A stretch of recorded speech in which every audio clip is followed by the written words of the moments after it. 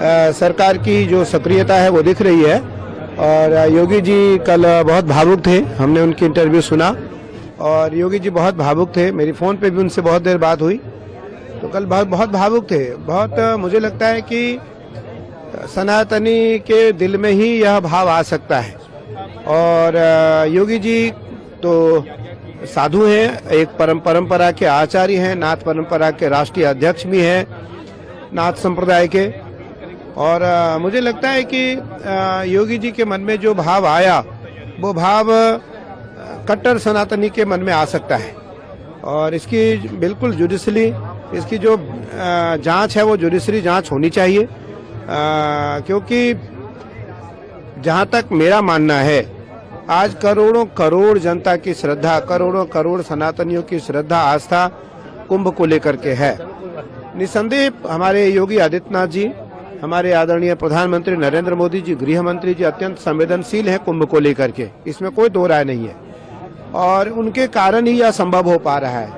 और योगी जी के कारण जो कल अखाड़ों का स्नान हुआ वो किसी और के कारण नहीं हो सकता था, ये भी बड़ी बात है।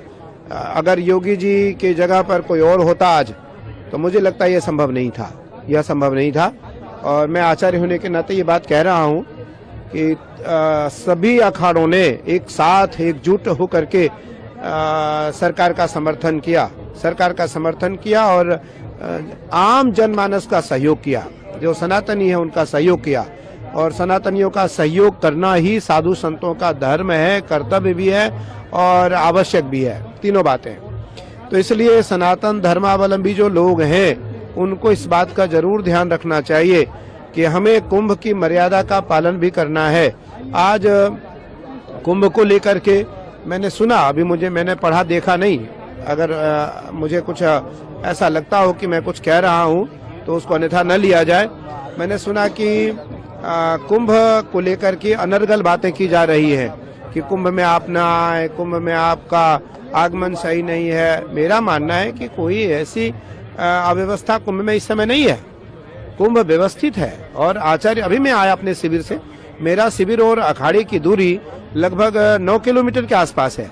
मुझे आचार्य पट्टाभिषेक करना होता है, मुझे जितने भी महामंडलेश्वर बनते हैं उनका पट्टाभिषेक करना होता है।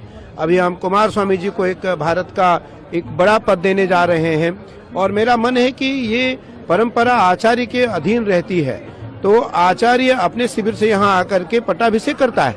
मैं अभी लगभग 9 किलोमीटर की यात्रा तय करके आया, मुझे व्यवस्थित लगा और सब एक सुचारू रूप से कुंभ की व्यवस्था चल रही है। इसलिए कुंभ बिल्कुल व्यवस्थित है, कुंभ में कोई अव्यवस्था नहीं है।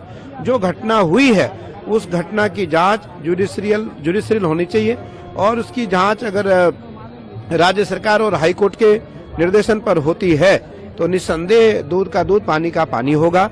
और आप देखना कि अगर कोई साजिश भी है तो वो भी निकल के आएगा। वैसे तो ये महाकुंभ है, इसमें देवता यहाँ किसी न किसी रूप में भ्रमण करते हैं, कोई साजिश इसलिए नहीं कर सकता।